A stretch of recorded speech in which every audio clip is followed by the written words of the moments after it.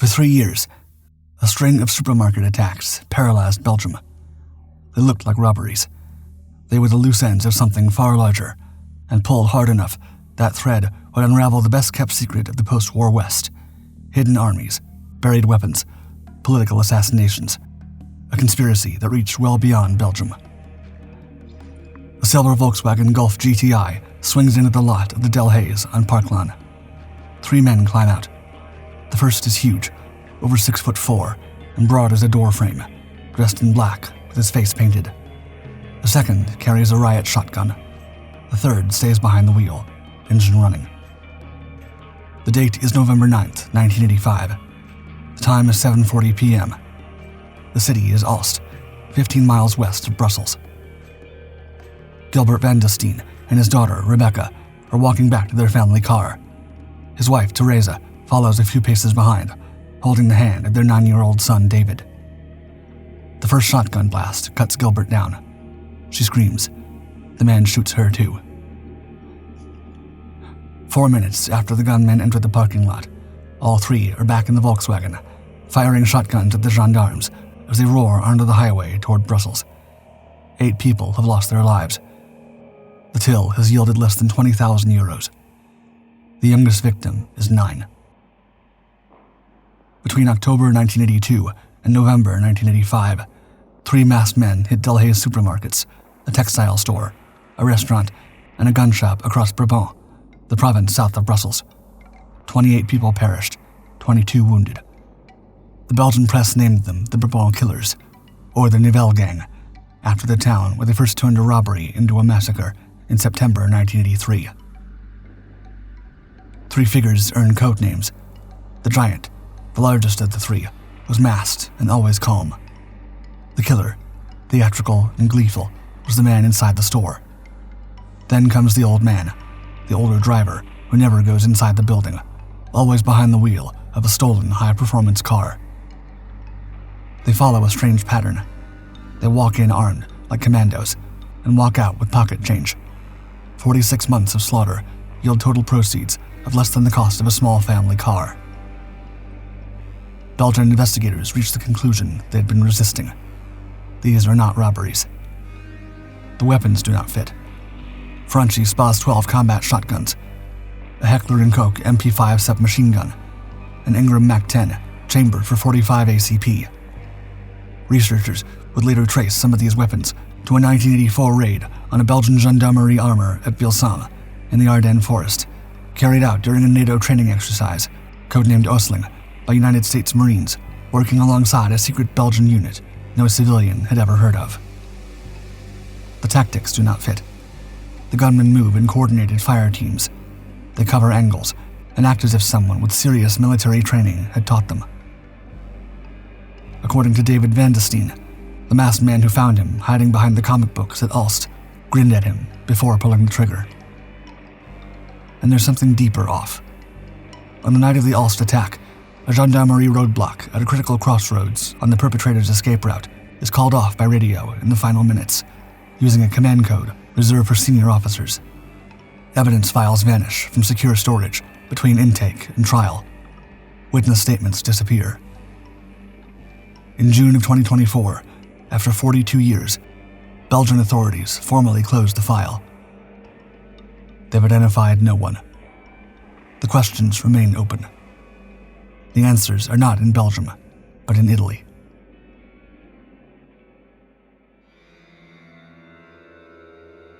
For 12 years, Italy believed that 3 of its own carabinieri had been murdered by communist terrorists. The truth, when a young magistrate finally pried it out of a maximum security cell, would force the Prime Minister of Italy to admit on the floor of Parliament that the country had been ruled in secret since the founding of NATO by a shadow government. A switchboard in Gorizia receives an anonymous phone call on the night of May 31st, 1972.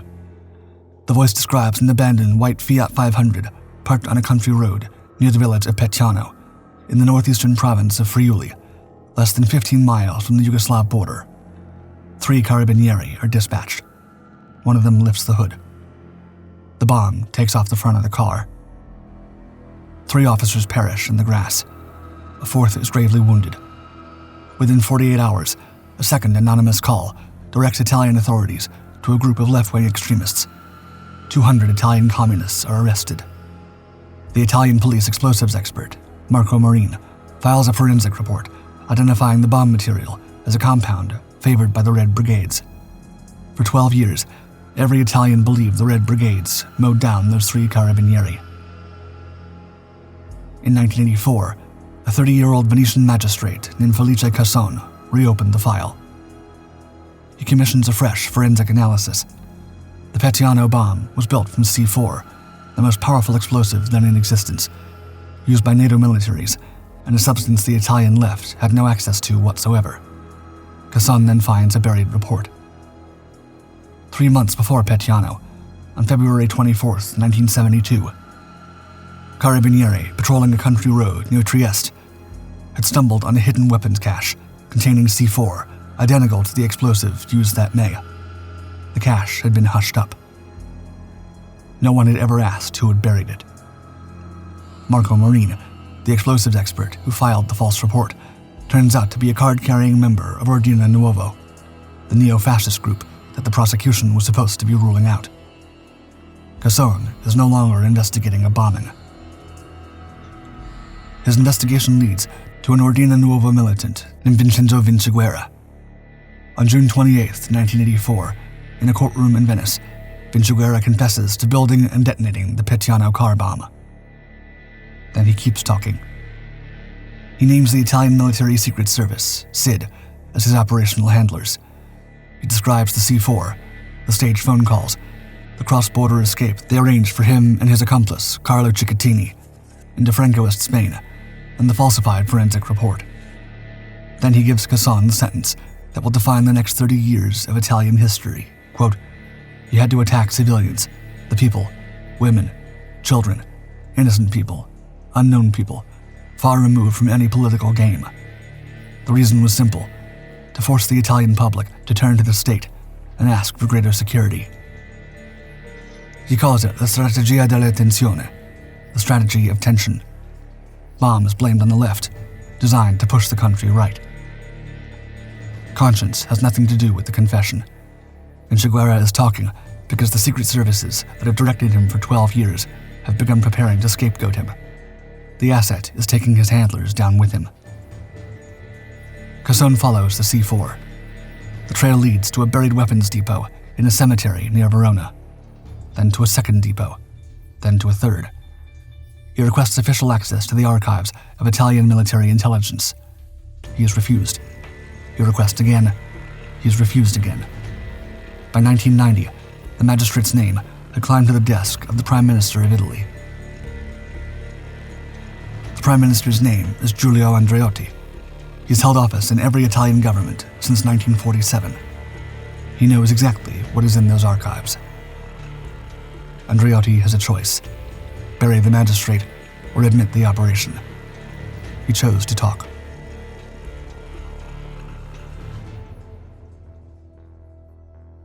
What followed was the longest criminal investigation in modern European history.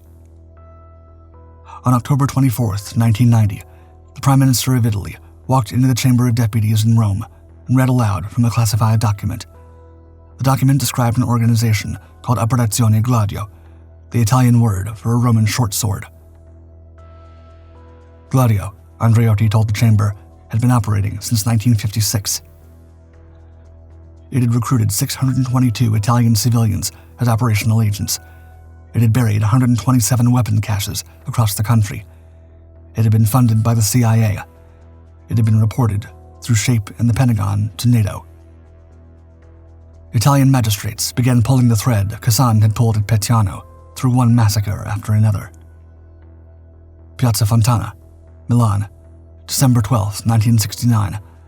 A bomb in the Banca Nazionale di Agricoltura takes out 17 people and wounds 88. 3 days later, the anarchist Giuseppe Pinelli, arrested in connection with the bombing, falls from the 4th-floor window of Milan Police Headquarters during interrogation.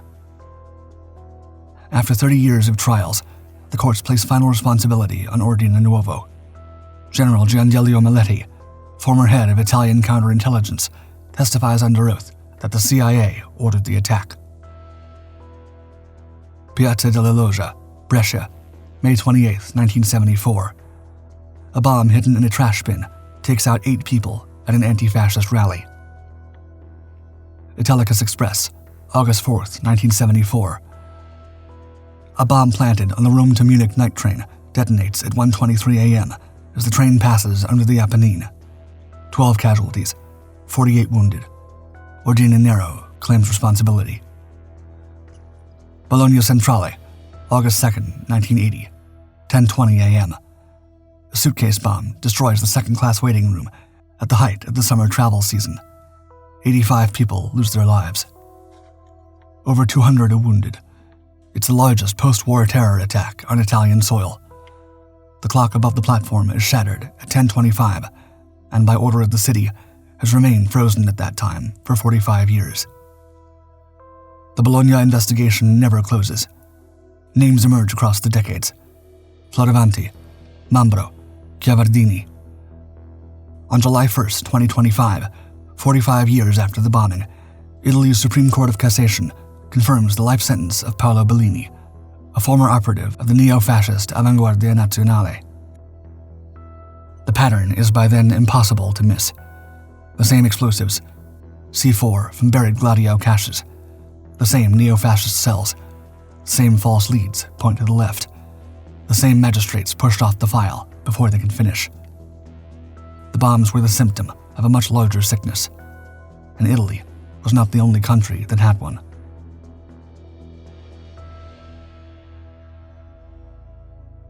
What Italian magistrates had spent 30 years uncovering existed in every Western European democracy on the map, and in at least one country that did not even belong to NATO.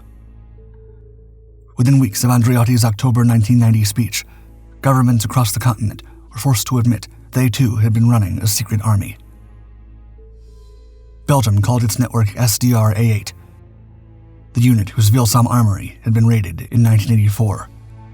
Switzerland, a country that had stayed officially neutral through 2 world wars and never joined NATO, called its network P26. Germany's was drawn heavily from former Waffen-SS veterans. Norway's was confirmed by its defense minister within days of Andreotti's speech. Greece's was called LOK, and its operatives would later be implicated in supporting the colonel's coup of 1967. Turkey's was called the counter-guerrilla. It was never officially dissolved. The networks coordinated.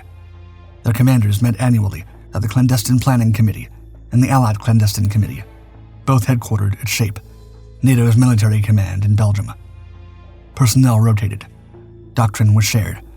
C4 from a single shipment could end up under a cemetery in Verona, in an armory in the Ardennes, and in the hands of an Ordine Nuovo cell in Friuli. And the network was not only military. In March of 1981, Italian investigators raided the villa of a man named Lucio Gelli outside Arezzo. Inside, they found the membership rolls of a Masonic lodge called Propaganda Due, known as P2, that read like a who's who of post-war Italy.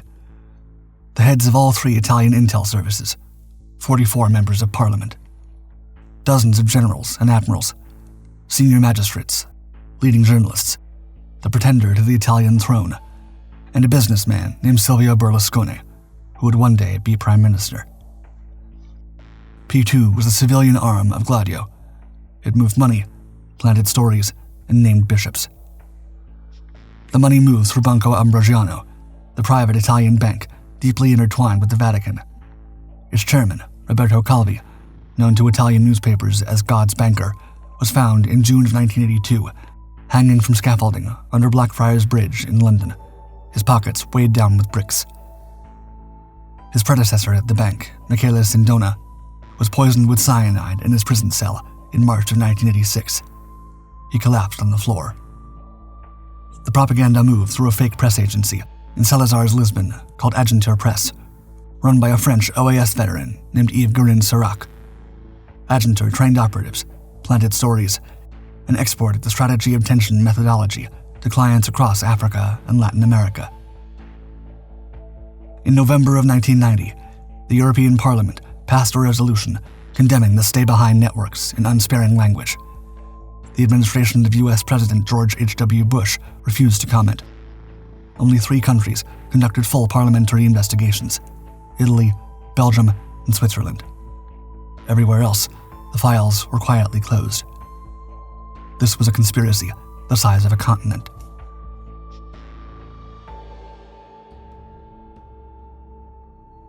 It had all been born out of fear.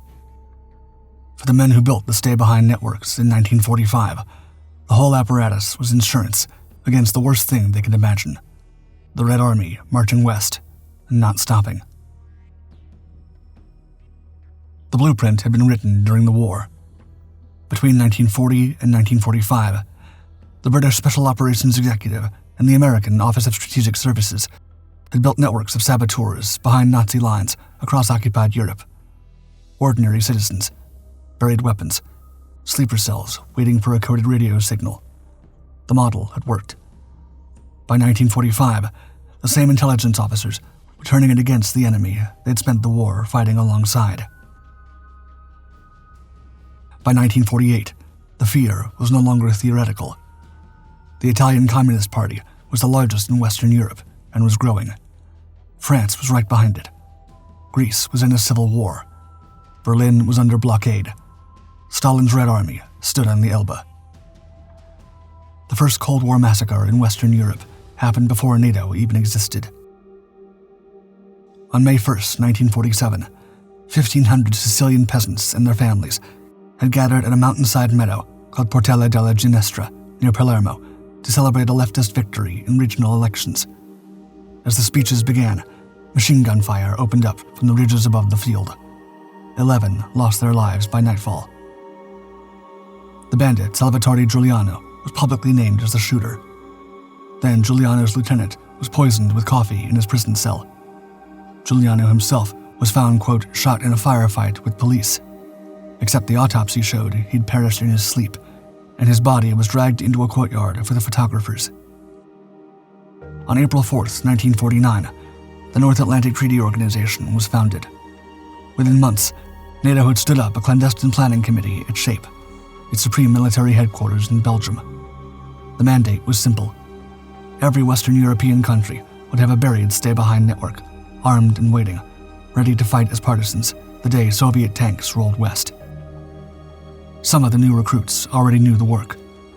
Reinhard Gehlen, Nazi Germany's wartime intelligence chief for the Eastern Front, had surrendered to the Americans in 1945 with 20 crates of files on Soviet operations. By 1949, he was running the Gehlen organization, the backbone of what would become West German intelligence, and his agents were running the German wing. Italy's stay-behind army was formally established on November 26, 1956. They named it Operation Gladio. The CIA built a logistics base at Camp Darby, near Livorno, from which they shipped plastic explosives, Schmeisser submachine guns, gold coins, fake passports, and cyanide capsules to the field. By 1970, 139 caches had been buried across the Italian countryside. They were called nasco, the Italian word for hiding place. Some were dug under cemeteries, under churches, even in farmers' fields. The men who buried them believed they were buying their grandchildren a free Italy. Then they waited for an invasion that would never come.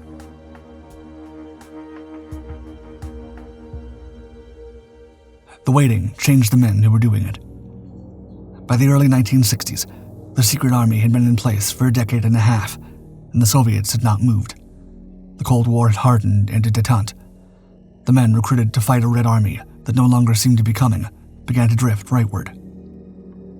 In Italy, anti-communism meant something specific. Veterans of Mussolini's Republic of Salo, monarchist officers, Catholic ultras who saw the PCI as the Antichrist.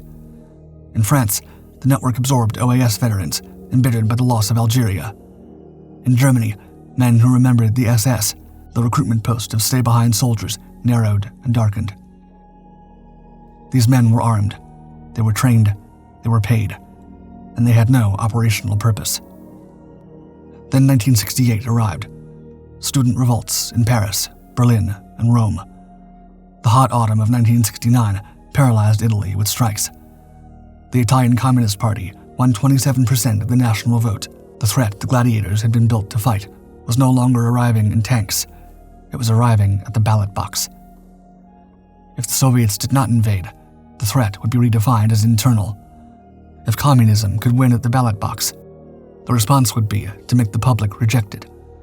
What Vinci Guerra had described from his cell as the strategy of tension was the network's new mandate. The campaign reached its apex on the morning of March 16, 1978. Christian Democratic leader Aldo Moro was being driven through Rome to present a new coalition he had brokered, one that would bring the Italian Communist Party into government for the first time in the country's post-war history. His motorcade was ambushed in Via Fani. The attackers poured automatic fire into the cars. Moro's 5 bodyguards were down in under 30 seconds. The marksmanship was beyond anything the Brigata Rossa had ever shown. Moro was held for 55 days. His captors permitted him to write letters. In several, he named names. In others, he wrote that there were factions inside the Italian state that wanted him gone. On May 9, 1978, his body was found in the trunk of a red Renault 4, halfway between the headquarters of the Christian Democratic and the headquarters of the Communist Party. The Red Brigades claimed responsibility. The American crisis negotiator sent to Rome during the kidnapping, Steve Piacenik, would later state on the record that the Italian and American governments had decided Moro was no longer useful alive. The network designed to defend Italian democracy was now eliminating the Italian politician about to expand it.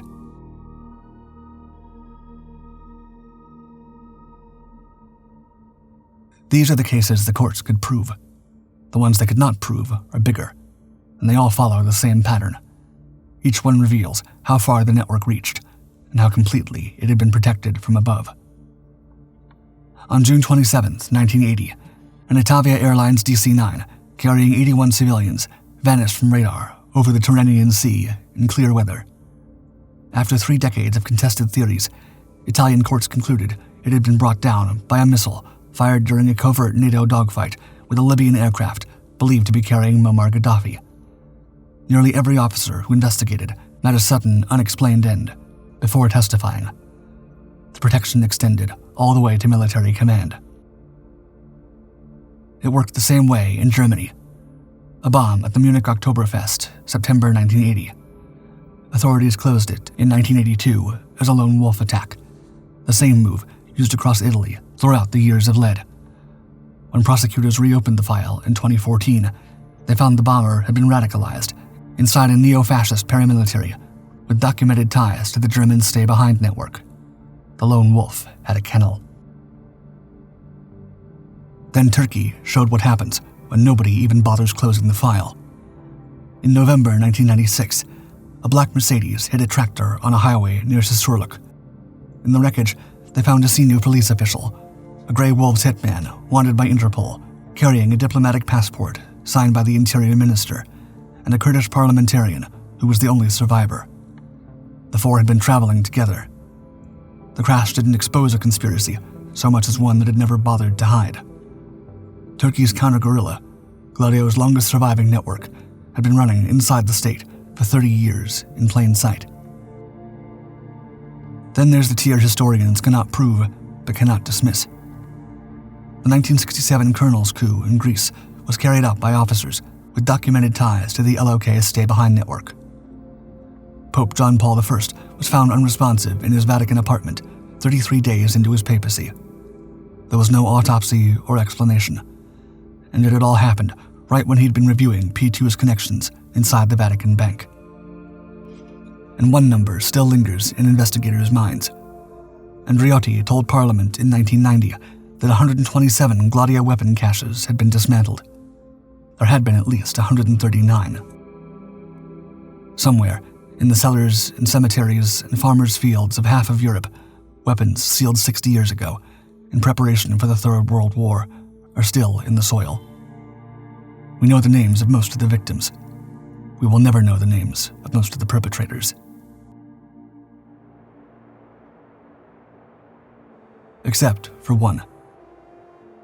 The answer Belgium had failed to find for 40 years finally arrived in 2015, in a sick room outside Ulst, from a man on his deathbed. His name was Christian B. He'd been a member of the Diana Group, an elite anti-terror unit of the Belgian Gendarmerie, before being dismissed from the unit under circumstances the Belgian state had never made public. Before he perished, he called his brother to his bedside and told him a secret. 2 years later, the brother went on Belgian state television and revealed it on camera. His dying sibling had confessed to being the giant. Belgian authorities confirmed they were following the lead. They never opened a trial. Christian B. was already in the ground. The man who had walked into the Del Hayes on Park Lawn on the evening of November 9th, 1985, had been a serving Belgian policeman. Everything else fit. The weapons were traced to a NATO armory raid. The military training, the military discipline, the obstruction, carried out from inside the building by men who knew which files to make disappear. The strategy of tension Vinciguerra had described from his Italian cell in 1984 had crossed the border into Belgium and stayed there, long after anyone in Washington still remembered why it had been built. The clock above the platform at Bologna Centrale remained stopped at 10:25 in the morning. The Italian state will not restart it. In June of 2024, after 42 years, Belgian authorities formally closed the file without naming a single perpetrator. The buried Nasco are still in the ground. Operation Gladio had begun as an answer to a question. The question had been, what do we do if the worst happens? The men who buried the weapons in 1956 believed they were arming their grandchildren against tyranny. They were honest men. They were patriots. They were also wrong about who their grandchildren would need protection from. The networks they built outlived the war they were built to fight. The training survived. The doctrine survived. The buried weapons, some of them, survived. The men who learned in those networks how to murder civilians for political effect went on to teach others.